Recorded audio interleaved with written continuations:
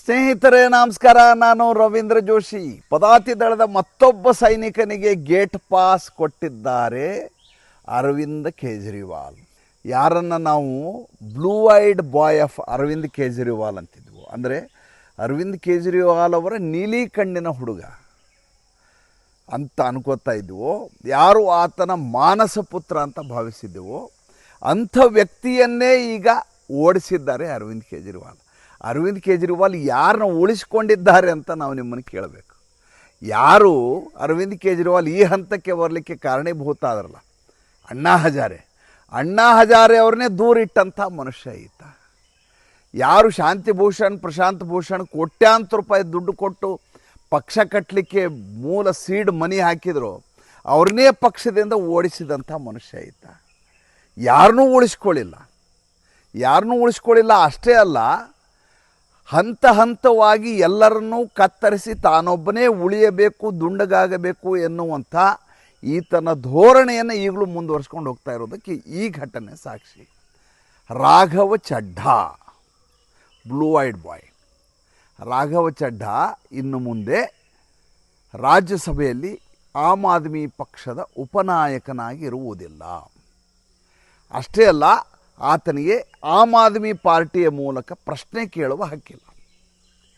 ಹಾಗಂತ ರಾಜ್ಯಸಭಾ ಸೆಕ್ರೆಟರಿಯೇಟ್ಗೆ ಆಮ್ ಆದ್ಮಿ ಪಾರ್ಟಿಯವರು ಪತ್ರವನ್ನು ಕೊಟ್ಟಿದ್ದಾರೆ. ಇನ್ನು ಮುಂದೆ ಇವರು ನಮ್ಮ ಉಪನಾಯಕರಲ್ಲ, ಜೊತೆಗೆ ಇವರ ಪ್ರಶ್ನೆಗಳನ್ನು ನೀವು ಮಾನ್ಯ ಮಾಡಬಾರದು ಅಂತೇಳಿ. ಹಾಗಾದರೆ ಈತ ಮಾಡಿದಂಥ ಅಪರಾಧವೇನು? ಯಾವ ಕಾರಣಕ್ಕಾಗಿ ಇಂಥ ಶಿಕ್ಷೆ? ಅರವಿಂದ್ ಕೇಜ್ರಿವಾಲ್ ಅವರ ಪಾಳೆಯದಲ್ಲಿ ನೀವು ಭಾಳ ದೊಡ್ಡ ತಪ್ಪೇನೂ ಮಾಡಬೇಕಾಗಿಲ್ಲ. ನೀವು ಅರವಿಂದ್ ಕೇಜ್ರಿವಾಲ್ ಅವರ ಮಾಗಧರಾಗಿ ಇಲ್ಲದೇ ಹೋದ ಒಂದೇ ಒಂದು ಕಾರಣಕ್ಕೆ ನಿಮ್ಮನ್ನು ಕಿತ್ತು ಬಿಸಾಕುವುದು ಅವರ ಜಾಯಮಾನ. ಮೊದಲೆಲ್ಲ ಹೊರಗೆ ಹೋದವರು ಯಾವ ಕಾರಣಕ್ಕೆ ಹೊರಗೆ ಹೋದರು? ಈತ ಅಲಾಲ್ ಟೋಪಿ, ಈತ ಮಕ್ಮಲ್ ಟೋಪಿ ಹಾಕ್ತಾರೆ, ಹೆಸರಿಗೆ ವಿಚಾರಧಾರೆ ಆಮ್ ಆದ್ಮಿ ಅಂತಾರೆ. ಈತ ರಾಜಕೀಯ ಪಕ್ಷ ಅನ್ನೋದನ್ನು ದಂಧೆ ಮಾಡಿಕೊಂಡಿದ್ದಾರೆ, ಟಿಕೆಟ್ಗಳನ್ನು ಮಾರಾಟ ಮಾಡ್ತಾರೆ, ಜನರನ್ನು ಬ್ಲ್ಯಾಕ್ ಮೇಲ್ ಮಾಡ್ತಾರೆ ಅಂಥೇಳಿ ಭಾಳಷ್ಟು ಜನ ಇವರ ವಿಚಾರಧಾರೆಗೆ ಸುಳ್ಳು ವಿಚಾರಧಾರೆ ಅನ್ನುವಂಥ ಕಾರಣ ಗೊತ್ತಾಗಿ ಭಾಳಷ್ಟು ಜನ ಬಿಟ್ಟು ಹೋಗ್ಬಿಟ್ರು. ಇದು ಮೊದಲನೇ ಹಂತದಲ್ಲಿ ನಡೆದಂಥ ಪ್ರಕ್ರಿಯೆ. ಎರಡನೇ ಹಂತದಲ್ಲಿ ಈತ ಮೋಸಗಾರ, ಸ್ವಾರ್ಥಿ, ಲೋಲುಪ. ಈತ ತನ್ನ ಉದ್ಧಾರಕ್ಕಾಗಿ ಯಾರ ಕತ್ತನ್ನು ಬೇಕಾದರೂ ಹಿಸುಕಬಲ್ಲ ಅಂತ ಗೊತ್ತಾದವರು ಎರಡನೇ ಹಂತದಲ್ಲಿ ಹೊರಟೋದ್ರು. ಮೂರನೇ ಹಂತದಲ್ಲಿ ನಾವೆಲ್ಲ ಈತನ ಜೊತೆ ಇದ್ದರೆ ಜೈಲಿಗೆ ಹೋಗಿಬಿಡ್ತೀವಿ ಅಂತ ಈತನಿಂದ ಅಂತರವನ್ನು ಕಾಪಾಡಿಕೊಂಡವರು. ಅದರಲ್ಲಿ ಈತ ಕೂಡ ಒಬ್ಬ. ನೋಡಿ, ಈತನನ್ನು ನೋಡಬೇಕು, ಈತನ ಒಂದೇ ಒಂದು ಪ್ರಕರಣವನ್ನು ಹೇಳಬೇಕು ಅಂತಂದರೆ, ಯಾವಾಗ ಅರವಿಂದ್ ಕೇಜ್ರಿವಾಲ್ ಜೈಲಿಗೆ ಹೋಗ್ತಾರೆ ಅಂತ ಆಯ್ತಲ್ಲ, ಆವಾಗ ಈತ ಏನು ಕಾರಣ ಕೊಟ್ಟ ಗೊತ್ತಾ? ನಾನು ಕ್ಯಾಟ್ರಾಕ್ಟ್ ಸರ್ಜರಿಗೆ ಯುನೈಟೆಡ್ ಕಿಂಗ್ಡಮಿಗೆ ಹೋಗ್ತೀನಿ ಅಂತ ಹೇಳ್ದ. ಇರಬಹುದು, ಏನೋ ಹುಡುಗ ಫಾರಿನ್ನಲ್ಲಿ ಹೋಗಿ ಕಣ್ಣು ಸರಿ ಮಾಡಿಸ್ಕೊಂಬರ್ತೀನಿ ಅಂತಾನೆ, ನೋಡಲಿಕ್ಕೂ ಸುಂದರವಾಗಿದ್ದಾನೆ, ಸಿನಿಮಾ ನಟಿಯನ್ನು ಮದುವೆ ಆಗಿದ್ದಾನೆ, ಪರಿಣಿತಿ ಚೋಪ್ರನ್ನ. ಹೋಗಿ ಬರಲಿ, ಏನೋ ಹಾಲಿಡೇ ಮಾಡ್ತಾನೆ ಅಂದ್ಕೊಂಡ್ರೆ, ಆತ ಅರವಿಂದ್ ಕೇಜ್ರಿವಾಲ್ ಜೈಲಿಗೆ ಹೋದರೂ ಕೂಡ ಈತನಿಗೆ ಯಾವುದೇ ಲೆಕ್ಕಕ್ಕೆ ಬರಲಿಲ್ಲ. ಒಂದೇ ಒಂದು ರೀಲ್ ಮಾಡಿ ಒಂದು ದಿವಸ ಹಾಕ್ತಾನೆ, ನಾನು ಕ್ಯಾಟ್ರಾಕ್ಟ್ ಸರ್ಜರಿಗೆ ಬಂದಿದ್ದೀನಿ, ನನಗೆ ಭಾಳ ಐ ಕಂಡೆಮ್ ದಿಸ್ ಅರೆಸ್ಟ್ ಅಂತ ಒಂದು ಪೋಸ್ಟು. ಅದಾದಮೇಲೆ 9 ತಿಂಗಳಿಗೆ ಮನುಷ್ಯ ನಾಪತ್ತೆ. ಮಜಾ ನೋಡಿ. ಆಮ್ ಆದ್ಮಿ ಪಾರ್ಟಿ ಇದೆಯಲ್ಲ, ಇದು ದಂಧೆ ಮಾಡ್ಕೊಂಡು ಬಂದದ್ದು ಹೇಗೆ ಅಂತಂದರೆ, ಈತ ಹೈಟಿ ಅಂಥೇಳಿ ಒಂದು ಪಾರ್ಟಿಯನ್ನು ಅರೇಂಜ್ ಮಾಡ್ತಾರೆ, ಅಲ್ಲಿ ಟಿಕೆಟ್ಗಳನ್ನು ಮಾರಾಟ ಮಾಡ್ತಾರೆ. ಅರವಿಂದ್ ಕೇಜ್ರಿವಾಲ್ ಡಿನ್ನರ್ ಮೀಟಿಂಗ್ ಅಂತ ಮಾಡ್ತಾರೆ, ಪಾರ್ಟಿಗೋಸ್ಕರ ಫಂಡನ್ನು ಕಲೆಕ್ಟ್ ಮಾಡ್ತೀನಿ ಅಂತಾರೆ. ಬಂದಂಥ ದುಡ್ಡನ್ನು ಸರಿಯಾಗಿ ನೆವಿಗೇಟ್ ಮಾಡಬೇಕಲ್ವ, ಅಂದರೆ ಬೇರೆ ಬೇರೆ ದಾರಿಯಲ್ಲಿ ಅದನ್ನು ತೊಡಗಿಸ್ಬೇಕಲ್ವ. ಅದಕ್ಕೆ ಒಬ್ಬ ಒಳ್ಳೆಯ ವ್ಯಕ್ತಿ ಬೇಕು. ಒಳ್ಳೆಯ ವ್ಯಕ್ತಿ ಹೇಗಿರಬೇಕು ಅಂದರೆ, ಈತನಿಗೆ ಅತ್ಯಂತ ನಿಷ್ಠನಾಗಿರಬೇಕು, ಪ್ರಾಮಾಣಿಕನಾಗಿರಬೇಕು, ದುಡ್ಡನ್ನು ದುಂದು ಮಾಡಲಾರದೆ ಅರವಿಂದ್ ಕೇಜ್ರಿವಾಲ್ ಬೊಕ್ಕಸಕ್ಕೆ ಬರುವಾಗ ನೋಡ್ಕೋಬೇಕು, ಅದ್ರ ಮೇಲೆ ಯಾರ್ದು ಕಣ್ಣು ಬಿದ್ದಿರಬಾರ್ದು, ಟ್ಯಾಕ್ಸ್ ಆಗಬಾರ್ದು. ಹಂಗಾರೆ ಯಾರು ಮಾಡಬೇಕಿದ್ನ? ಒಬ್ಬ ಅಲಾಲ್ ಟೋಪಿ ಆದಂಥ ಚಾರ್ಟರ್ಡ್ ಅಕೌಂಟೆಂಟ್ ಆದರೆ ಈ ಕೆಲಸವನ್ನು ಚೆನ್ನಾಗಿ ನಿಭಾಯಿಸಬಲ್ಲ. ಆವಾಗ ಬಂದು ಸೇರಿಕೊಂಡು ನೀವು ರಾಘವ ಚಡ್ಡಾ, ಅತ್ಯಂತ ಸಣ್ಣ ವಯಸ್ಸಿಗೆ ರಾಜ್ಯಸಭಾ ಸದಸ್ಯನಾದ. ಈತನಿಗೆ ಟೆಕ್ನಾಲಜಿಯಲ್ಲಿ ಭಾಳ ಪರಿಣತಿ ಅನ್ನುವಂಥ ಕಾರಣಕ್ಕೋಸ್ಕರ, ಈತ ಬಿಟ್ಕಾಯಿನ್ ವ್ಯವಹಾರವನ್ನು ಚೆನ್ನಾಗಿ ನಿಭಾಯಿಸಬಲ್ಲ ಅನ್ನುವಂಥ ಕಾರಣಕ್ಕೋಸ್ಕರ, ಈತನಿಗೆ ವಿದೇಶದಲ್ಲಿ ಒಳ್ಳೆಯ ಸಂಪರ್ಕಗಳಿವೆ ಅನ್ನುವಂಥ ಕಾರಣಕ್ಕೋಸ್ಕರ ಈತನಿಗೆ ಮಣೆ ಹಾಕ್ತಾರೆ ಅರವಿಂದ್ ಕೇಜ್ರಿವಾಲ್. ಯಾವ ಮಟ್ಟಿಗೆ ಅಂದರೆ ಈತ ಸೂಪರ್ ಸಿ ಎಮ್ ರೀತಿಯಲ್ಲಿ ಪಂಜಾಬ್ನಲ್ಲಿ ಭಗವಂತ್ ಸಿಂಗ್ ಮಾನ್ ಎನ್ನುವಂಥ ಕಾಮಿಡಿಯನ್ ಮೇಲ್ಗಡೆ ಸೂಪರ್ ಸಿ ಎಮ್ ಆಗಿ ಕೂತಿರ್ತಾರೆ. ವಾರಕ್ಕೆ 2 ಸಲ 3 ಸಲ ಈತನ ವಿಸಿಟ್ಟು ಹೋಗಿ ಎಲ್ಲ ದಂಧೆಯನ್ನು ಅರವಿಂದ್ ಕೇಜ್ರಿವಾಲ್ ಪರವಾಗಿ ಆತ ಅಲ್ಲಿ ಪಂಜಾಬ್ನಲ್ಲಿ ಮಾಡಿಕೊಂಡು ದುಡ್ಡನ್ನು ಗೋರಿಕೊಂಡು ಬಂದು ಅರವಿಂದ್ ಕೇಜ್ರಿವಾಲ್ಗೆ ಕೊಡಬೇಕು. ಇದನ್ನು ಆತ ನಿಷ್ಠೆಯಿಂದ ಮಾಡ್ತಾಯಿದ್ರು, ಅದರಲ್ಲೇನು ಅನುಮಾನ ಇಲ್ಲ. ಸರಿಯಾಗಿ ಹ್ಯಾಂಡಲ್ ಮಾಡ್ತಾಯಿದ್ರು, ನಡೀತಾ ಇತ್ತು ವ್ಯವಹಾರ.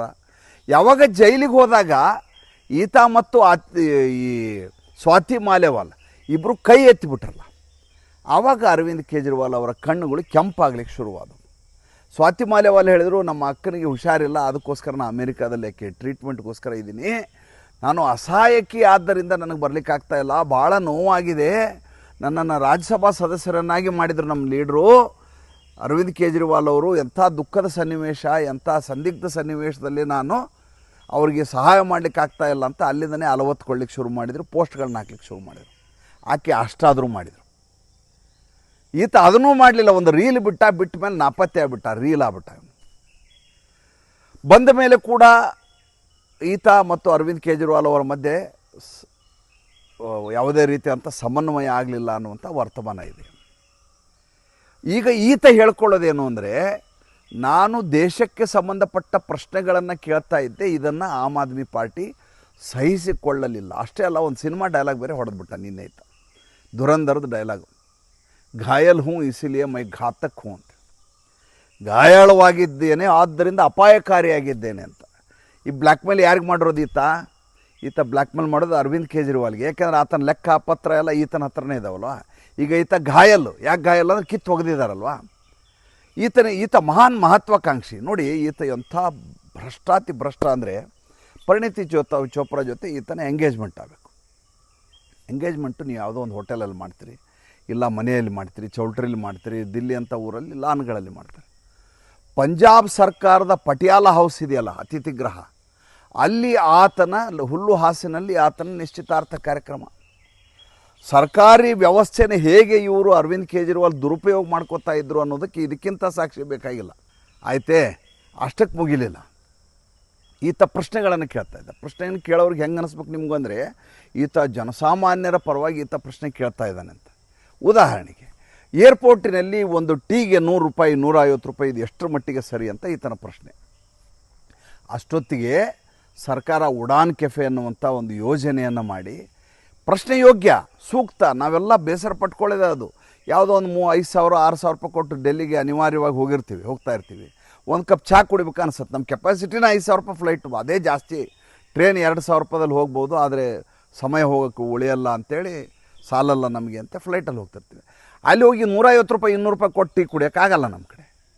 ಟೀಗೆ 10 ರೂಪಾಯಿ ಇದ್ದದನ್ನು 20 ರೂಪಾಯಿ ಇಡ್ರಿ, 30 ರೂಪಾಯಿ ಇಡ್ರಿ, 150 ರೂಪಾಯಿ ಇಡ್ರಿ, ಯಾವ ಸರಿ ಇದು ಅಂತ ನಾವು ಬೇಸರ ಪಟ್ಕೊಂಡಿದ್ದೆ ನಿಜ. ಯಾವಾಗ ಉಡಾನ್ ಕೆಫೆ ಅನ್ನುವಂಥ ಯೋಜನೆ ಬರುತ್ತೆ ಅಂತ ಗೊತ್ತಾಗುತ್ತೋ, ಇದ್ದಕ್ಕಿದ್ದಾಗೆ ಈತ ಎಚ್ಚರ ಬಿಡ್ತಾನೆ. ಎಚ್ಚರಾಗಿ ನೋಡಿ, ಏರ್ಪೋರ್ಟಲ್ಲಿ ಟೀ ಎಲ್ಲ 10 ರೂಪಾಯಿ ಕೊಡಬೇಕಾದ 150 ರೂಪಾಯಿ ಮಾಡ್ತಾ ಇದ್ದಾರೆ. ಜನರ ಪರವಾಗಿ ಪ್ರಶ್ನೆ ಕೇಳ್ತಾ ಇದ್ದೀನಿ. ಇನ್ನು data, mobile data roll over ಆಗಬೇಕು, ಅದು ನೆಕ್ಸ್ಟ್ ಮಂತಿಗೆ, ಈ ತಿಂಗಳು ಅದಕ್ಕೂ ಕಟ್ಟಾಗಿ ಹೊಸದಾಗಿ ಅಂತ ಅಕೌಂಟ್ ಮಾಡಬಾರ್ದು, ಅದು TRAನಲ್ಲಿ ತಿದ್ದುಪಡಿಯನ್ನು ತರಬೇಕು. ಅಂದರೆ ನಿಮಗೇನು ಅನ್ನಿಸ್ಬೇಕು ಅಂದರೆ, ಈತ ಜನಪರವಾಗಿ ಹೋರಾಟ ಮಾಡ್ತಾ ಇದ್ದಾನೆ, ಜನರ ಧ್ವನಿಯಾಗಿದ್ದಾನೆ ಅಂತ.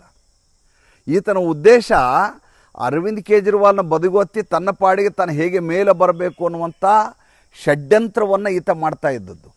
ಈತನ ಕಣ್ಣಿಗೆ ಬಿದ್ದದ್ದು ನರೇಂದ್ರ ಮೋದಿ, ಭಾರತೀಯ ಜನತಾ ಪಾರ್ಟಿ. ಈಗ ನನಗೆ launch pad Aam Aadmi party, launch ಪ್ಯಾಡ್ನಲ್ಲಿ ನಾನು ರಾಜ್ಯಸಭಾ ಸದಸ್ಯ ಆಗಿಬಿಟ್ಟೆ. ಈಗ ಆಮ್ ಆದ್ಮಿ ಪಾರ್ಟಿ ಅನ್ನೋದು ಅಕ್ಯೂಸ್ಡ್ ಆಗಿ ಉಳ್ಕೊಂಡಿದೆ. ಅದು ಎನ್ಫೋರ್ಸ್ಮೆಂಟ್ ಡೈರೆಕ್ಟರೇಟ್ ಇವತ್ತೆಲ್ಲ ನಾಳೆ ಅದನ್ನು ಪಾರ್ಟಿ ಮಾಡುತ್ತೆ. ಹೇಗೆ ಅರವಿಂದ್ ಕೇಜ್ರಿವಾಲಿಗೆ ಸದ್ಯಕ್ಕೆ ತಪ್ಪಿಸ್ಕೊಂಡ್ರು, ಇವತ್ತೆಲ್ಲ ನಾಳೆ ಒಂದಿಲ್ಲ ಒಂದು ಪ್ರಕರಣದಲ್ಲಿ ಆತ ಜೈಲಿಗೆ ಹೋಗೋದು ಗ್ಯಾರಂಟಿ. ಯಾಕೆ ಲೆಕ್ಕಪತ್ರ ಎಲ್ಲ ಈತನ ಬಳಿಯೇ ಇದ್ದಾವೆ. ವಾಟರ್ ಬೋರ್ಡ್ನಲ್ಲಿ ಎಷ್ಟು ಹೊಡೆದಿದ್ದಾರೆ, ದಿಲ್ಲಿ ಜಲ್ ನಿಗಮ್ನಲ್ಲಿ, ಆಮೇಲೆ ಬೇರೆ ಬೇರೆ ಪ್ರಾಜೆಕ್ಟ್ಗಳಿದ್ದಾವೆ ಅಲ್ಲಿ, ಎಲ್ಲ ಯಾವುದರಲ್ಲಿ ಎಷ್ಟೆಷ್ಟು ಹೊಡೆದಿದ್ದಾರೆ ಎಲ್ಲ ಗೊತ್ತಿರೋದು ಈತನಿಗೆ. ಹಾಗಾದರೆ ನನ್ನ ರಾಜಕೀಯ ಭವಿಷ್ಯ ಸರಿ ಆಗ್ಬೇಕಂದ್ರೆ ಏನು ಮಾಡಬೇಕು? ಅರವಿಂದ್ ಕೇಜ್ರಿವಾಲ್ ಅವರಿಂದ ಅಂತರವನ್ನು ಕಾಪಾಡ್ಕೋಬೇಕು. ಅಂತರವನ್ನು ಕಾಪಾಡ್ಕೊಳ್ಳೋದಂದ್ರೆ ಹೇಗೆ? ನನ್ನ ವರ್ಚಸ್ಸನ್ನು ಹೆಚ್ಚಿಸ್ಕೊಳ್ಬೇಕು. ಯಾವಾಗಲೂ ಒಂದು ಪಕ್ಷದಿಂದ ನೀವು ನಾಯಕ ಅಥವಾ ಉಪನಾಯಕನಾದ ಸಂದರ್ಭದಲ್ಲಿ, ಲೀಡರ್ ಅಥವಾ ಡೆಪ್ಟಿ ಲೀಡರ್ ಆದ ಸಂದರ್ಭದಲ್ಲಿ ನಿಮಗೆ ಕಾಲಾವಕಾಶವನ್ನು ಕೊಡಲಾಗ್ತದೆ. ಈ ಪಕ್ಷಕ್ಕೆ ಇಷ್ಟು ನಿಮಿಷ, ಎಷ್ಟು ಸದಸ್ಯರಿದ್ದಾರೆ ಲೆಕ್ಕದ ಮೇಲೆ ಇಷ್ಟು ನಿಮಿಷ ಮಾತಾಡಲಿಕ್ಕೆ ನಿಮಗೆ ಅನುವು ಮಾಡಿಕೊಡಲಾಗತ್ತೆ ಅಂತ ರಾಜ್ಯಸಭಾ ಸಭಾಪತಿಗಳಿದ್ದಾರೆ. ಅಲ್ಲಿ ಲೋಕಸಭೆಯಲ್ಲಿದ್ದರೆ ಇಲ್ಲಿಯ ಸ್ಪೀಕರು ಅವಕಾಶ ಕೊಡ್ತಾರೆ. ಆವಾಗ ನಾಯಕ ಉಪನಾಯಕ ಉಳಿದ ಸದಸ್ಯರು ಆ ಸಮಯವನ್ನು ಹಂಚ್ಕೋತದೆ ಆ ಪಕ್ಷ. ಆವಾಗ ಪಕ್ಷ ಹೇಳುತ್ತೆ ನೀನೇನು ಪ್ರಶ್ನೆಯನ್ನು ಕೇಳಬೇಕು ಅಂತ ಪಕ್ಷ ತೀರ್ಮಾನ ಮಾಡುತ್ತೆ. ಈ ಸಲ ಸಂಸತ್ನಲ್ಲಿ ನಾವು ಯಾವ ವಿಷಯದ ಮೇಲೆ ವಿಷಯ ಮಂಡನೆ ಮಾಡಬೇಕು, ಹೇಗೆ ಸರ್ಕಾರವನ್ನು ಘೇರಾವ್ ಹಾಕಬೇಕು, ಹೇಗೆ ಇಕ್ಕಳದಲ್ಲಿ ಸಿಕ್ಕಾಕ್ಸ್ಬೇಕು ಅಂತ ಪಕ್ಷ ತೀರ್ಮಾನ ಮಾಡುತ್ತೆ. ಆಮ್ ಆದ್ಮಿ ಅತಿಶಿ ಮರ್ಲೆನ ನಿನ್ನೊಂದು ಹೇಳಿಕೆ ಕೊಟ್ಟಿದ್ದಾರೆ. ಈಗಿನ ಒಂದು ದಿವಸ ಇದೇ ರೀತಿ ಹೊರಗೆ ಹೋಗ್ತಾರೆ, ಅದು ಗ್ಯಾರಂಟಿ ಇದೆ. ಸದ್ಯಕ್ಕೆ MLA ಇದ್ದಾರೆ. ಪಕ್ಷ ಹೇಳತ್ತೆ ನರೇಂದ್ರ ಮೋದಿ ವಿರುದ್ಧ ನೀನು ಹೋರಾಟ ಮಾಡಬೇಕು, ಅವ್ರ ಮೇಲೆ ಬಾಯಿಗೆ ಬಂದಂಗೆ ಬೈಬೇಕು ಅಂತ. ಈತ ಅಂತಾನೆ ನಾಳೆ ಇವನು ವ್ಯವಹಾರನ ನಿಂತೋಗ್ಬಿಡುತ್ತಲ್ಲ. ಈಗ ನರೇಂದ್ರ ಮೋದಿ ಅವ್ರನ್ನ ವಾಚಾಮಗೋಚರವಾಗಿ ರಾಹುಲ್ ಗಾಂಧಿ ಥರ ನಿಂದಿಸಿದರೆ ನಾಳೆ ಭಾರತೀಯ ಜನತಾ ಪಾರ್ಟಿನಲ್ಲಿ ಹೋಗಿ ಸೇರ್ಕೊಳ್ಳಿಕ್ಕೆ ಸಾಧ್ಯವೇ ಆಗೋದಿಲ್ಲ. ಅದ್ರ ಬದಲು ಏನು ಮಾಡಬೇಕು, ಜನರಲ್ ಆದಂಥ ವಿಷಯಗಳನ್ನ ಎತ್ಕೋಬೇಕು. ಸರ್ಕಾರಕ್ಕೆ ಮುಜುಗರ ಆಗಿರಬಾರ್ದು, ಜನಪರವಾದ ಆಲೋಚನೆ ಇದೆ ಅಂತ ಆಗಬೇಕು, ತಾನು ಆ್ಯಕ್ಟಿವ್ ಇದ್ದೀನಿ ಅಂತ ತೋರಿಸ್ಬೇಕು. ಹಾಗೆ ಮಾಡಬೇಕು ಅಂತಂದರೆ ಪ್ರಶ್ನೆಗಳನ್ನು ಪಕ್ಷಕ್ಕೆ ಮುಜುಗರ ಆಗಲಾರದ ರೀತಿಯಲ್ಲಿ ಹೊಸ ಬದಲಾವಣೆಗಳಿಗೆ ಸರ್ಕಾರ ಮುನ್ನುಡಿ ಹಾಡುವಂಥ ವಿಷಯಗಳನ್ನು ಎತ್ಕೊಂಡು ಮಾತಾಡಬೇಕು. ಅರವಿಂದ್ ಕೇಜ್ರಿವಾಲ್ ಅಂತ ಚಾಲಾಕಿ ಇರೋ ಮನುಷ್ಯನಿಗೆ ಮಖಮಲ್ ಟೋಪಿಗೆ ಈತನ ಐಡಿಯಾಗಳು ಗೊತ್ತಾಗದೇ ಇರ್ತಾವ. ನೀವು ನಂಗೆ ಹೇಳಿ, ಅರವಿಂದ್ ಕೇಜ್ರಿವಾಲ್ ಸ್ಪಷ್ಟವಾಗಿ ಗೊತ್ತಾಗತ್ತೆ ಈತ BJP ವಾಷಿಂಗ್ ಮಷೀನಲ್ಲಿ ಹೋಗಿ ಧೋಬಿ ಥರ ಕ್ಲೀನಾಗಿ ಹೊರಗಡೆ ಬರ್ತಾನೆ ಅಂತ ಗೊತ್ತಾಗೋಗುತ್ತೆ. ಅವಾಗ ಏನು ಮಾಡ್ತಾನೆ, ಈತನ ಇಟ್ಕೊಳ್ಳೋದು ಬೇಡ, ಈತನ ಮನೆಗೆ ಕಳಿಸಿ ಅಂತ. ಈತನಿಗೆ ಯಾವ ಲೆಟ್ರ್ ಕೊಡೋದಿಲ್ಲ, ಈತನಿಗೇನು ವಿಷಯ ಹೇಳೋದಿಲ್ಲ, ನಿನ್ನನ್ನು ತೆಗೆದು ಹಾಕಿದ್ದೀವಿ ಅಂತ ಹೇಳೋದಿಲ್ಲ. ಆಮೇಲೆ ಯಾರು ಸ್ವಾತಿ ಮರ್ಲೆನ ಇದ್ರಲ್ಲ, ಸ್ವಾತಿ ಮಾಲೆವಾಲ್ ಇದ್ರಲ್ಲ, ಅವ್ರಿಗೆ ಹಾಗೆ ಏನು ಕರೆಸಿ ಎದೆಗೆ ಓದಿಲಿಲ್ಲ, ಹೊಟ್ಟೆಗೆ ಪೊಲೀಸ್ ಕಂಪ್ಲೇಂಟ್ ಆಗೋ ಹಾಗೆ ಮಾಡಲಿಲ್ಲ. ನಿಧಾನಕ್ಕೆ ಟೀ ಒಳಗಡೆ ಸೊಳ್ಳೆ ಬಿದ್ದು ಅಥವಾ ನೊಣ ಬಿದ್ದಾಗ ಹೆಂಗೆ ಎತ್ತಿ ಹಿಂಗೆ ಹೊರಗೆ ಬಿಸಾಕ್ತಾರೋ ಹಂಗೆ ಹೊರಗಡೆ ಬಿಸಾಕಿದ್ದಾರೆ. ಈಗ ಈತ ಘಾಯಲ್ ಹೂँ ಘಾತಕ್ ಹೂँ ಅಂತ ಡೈಲಾಗ್ ಹೇಳ್ತಾ ಇದ್ದಾರೆ. ಅರವಿಂದ್ ಕೇಜ್ರಿವಾಲ್ಗೆ ಈತ ಬೈದಾಡ್ತಾ ಇದ್ದಾನೆ ಅನ್ನುವಂಥ ಕಾರಣಕ್ಕೋಸ್ಕರ ಈತನ ಒಳ್ಳೆಯವನು ಅಂತ ಯಾವತ್ತೂ ನೀವು ಅನ್ಕೋಬೇಡಿ. ಯಾವ ಕಕ್ಕಸುಗುಂಡಿಯಿಂದ ಬಂದಿದ್ದಾರೆ ಇವರೆಲ್ಲ, ಶಬ್ದ ಬಳಸ್ಲಿಕ್ಕೆ ಅಸಹ್ಯ ಆಗತ್ತೆ ನನಗೆ, ಅದು ಹೇಳಲೇಬೇಕು. ಇವ್ರಿಗೆ ಆ ಲೆವೆಲ್ಗೆ ಇರೋ ಜನ ಬಂದಂಥ ವ್ಯಕ್ತಿ ಸುಗಂಧವನ್ನು ಕೊಡಲಾರ.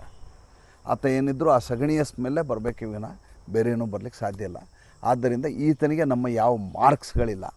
ಈತ ಮತ್ತು ಈತನ ಆಮ್ ಆದ್ಮಿ ಪಾರ್ಟಿಯ ಏನು ಕಾಕಸ್ ಇದೆಯಲ್ಲ, ಆ ಕಾಕಸ್ನ ನಾವು ಯಾವ ಕಾರಣಕ್ಕೂ ನಂಬಬಾರ್ದು. ಇಂಥವ್ರನ್ನ ಭಾರತೀಯ ಜನತಾ ಪಾರ್ಟಿ ಕೂಡ ಹತ್ತಿರ ಸೇರಿಸಬಾರ್ದು. ಸುಂದರವಾಗಿದ್ದಾನೆ, ಯುವಕನಾಗಿದ್ದಾನೆ, ರಾಜಕೀಯ ಚಾಣಾಕ್ಷತೆ ಇದೆ ಅಂತೆಲ್ಲ ಪರಿಭಾವಿಸಿದರೆ ದೇಶಕ್ಕೆ ಈತ ಒಂದೆಲ್ಲ ಒಂದು ದಿವಸ ಕಂಟಕ ಆಗ್ತಾನೆ. ದೇಶಕ್ಕೆ ಮಾತ್ರ ಅಲ್ಲ, ಮೋದಿ ಅಮಿತ್ ಶಾ ಅವ್ರಿಗೂ ಕಂಟಕ ಆದರೆ ಆಶ್ಚರ್ಯ ಪಡಬೇಕಾಗಿಲ್ಲ. ಏಕೆಂದರೆ ಈತನ ಗರಡಿ ಅರವಿಂದ್ ಕೇಜ್ರಿವಾಲ್ ಅವರ ಗರಡಿ. ಮತ್ತು ಮುಂದಿನ ಸಂಚಿಕೆಯಲ್ಲಿ ಹೊಸ ವಿಷಯದೊಂದಿಗೆ ಬರ್ತೀನಿ. ಸಂಚಿಕೆ ಇಷ್ಟ ಆದರೆ ಲೈಕ್ ಮಾಡಿ, ಫಾಲೋ ಮಾಡಿ, ಶೇರ್ ಮಾಡಿ. ನಮ್ಮ ಮುಕ್ತ ಪತ್ರಿಕೋದ್ಯಮಕ್ಕೆ ಆರ್ಥಿಕವಾಗಿ ಬೆಂಗಾವಲಾಗಿ ನಮಸ್ಕಾರ.